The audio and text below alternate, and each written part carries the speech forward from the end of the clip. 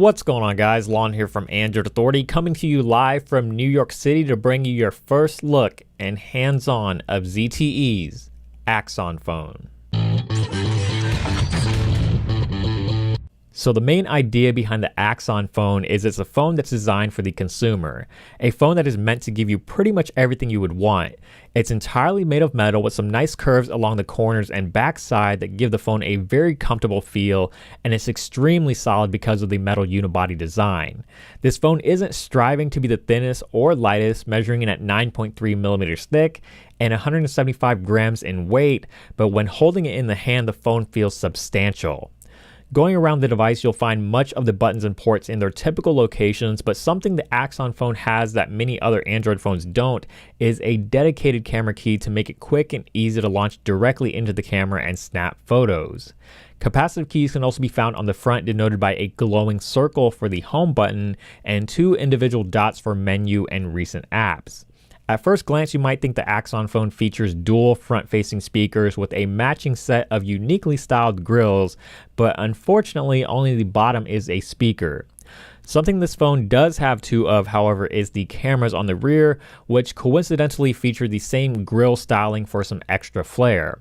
On the front is a 5.5-inch screen, but the AXON phone is considerably larger than some other 5.5-inch smartphones in terms of height due to the large top and bottom bezels, and of course the two grills on the top and bottom definitely add to that as well, so one-handed usability might be a bit of a challenge for some.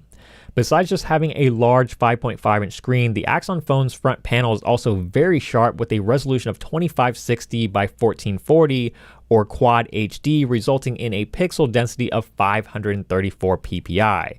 So far, the screen looks fantastic with great colors, viewing angles, and brightness, and should be a pleasure to use in all situations, whether it's just normal day-to-day tasks or playing the occasional game or movie. Under the hood, the AXON phone packs a Qualcomm Snapdragon 810 processor clocked at 2 GHz, the Adreno 430 GPU, and is one of the few phones on the market with a whopping 4 gigs of RAM.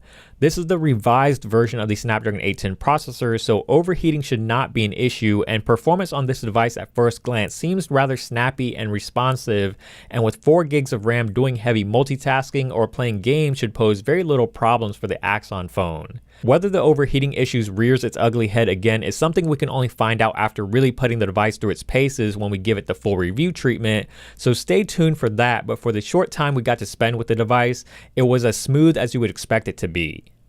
For storage, the AXON phone comes with 32 gigabytes of onboard memory, which is the only option available, and without a micro SD card slot, you'll have to either rely on the cloud for extra storage or make do with the 32 gigs.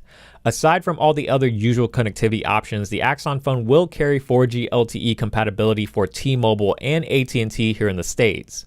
The AXON phone will also be the first phone sold in the US that features hi-fi audio playback, which is supposed to give you a fuller, louder, and purer sound quality than ever before, and you should be able to notice the difference even with a pair of inexpensive earbuds.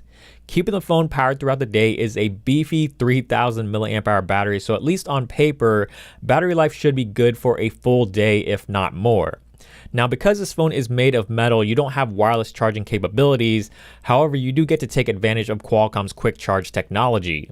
Now, the dual lens setup on the rear is comprised of a 13 megapixel main shooter and a 2 megapixel secondary sensor.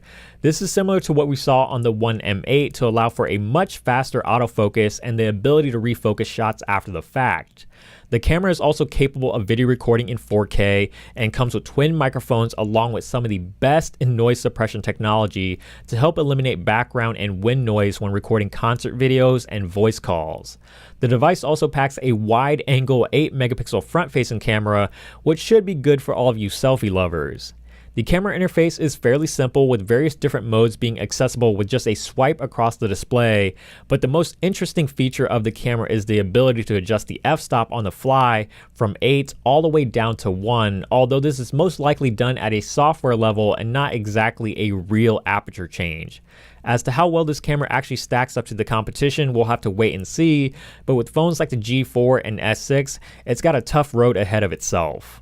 For the software, the Axon phone is running on 5.1.1 Lollipop, and ZTE has done some customizations, and there's a handful of pre-installed apps like Argus and Rock My Run for tracking your fitness data, but for the most part they've kept things very light, and many of Google's material design aesthetics have been kept intact, like the notification drop down and the overview screen, and this definitely helps maintain a snappy performance. The Axon phone will be available for pre-orders directly from ZTE and other retailers like Amazon and Newegg for a price of $500 and will be shipping out in the coming weeks. It isn't exactly impulse buy territory at $500, but with an all-metal design, a Quad HD display, 4 gigs of RAM, dual cameras, and a large 3000 mAh battery powering it all, the Axon phone packs a major punch for the price. As always, guys, hopefully you enjoyed this quick hands-on of the Axon phone. Keep it tuned here for more coverage of the Axon phone and everything else that we have coming down the road. And as always, give this video a thumbs up if you did enjoy it, and also subscribe to the channel, which is also down below if you haven't already. Thank you so much for watching. Keep it tuned here to Android Authority, because we are your source for all things Android.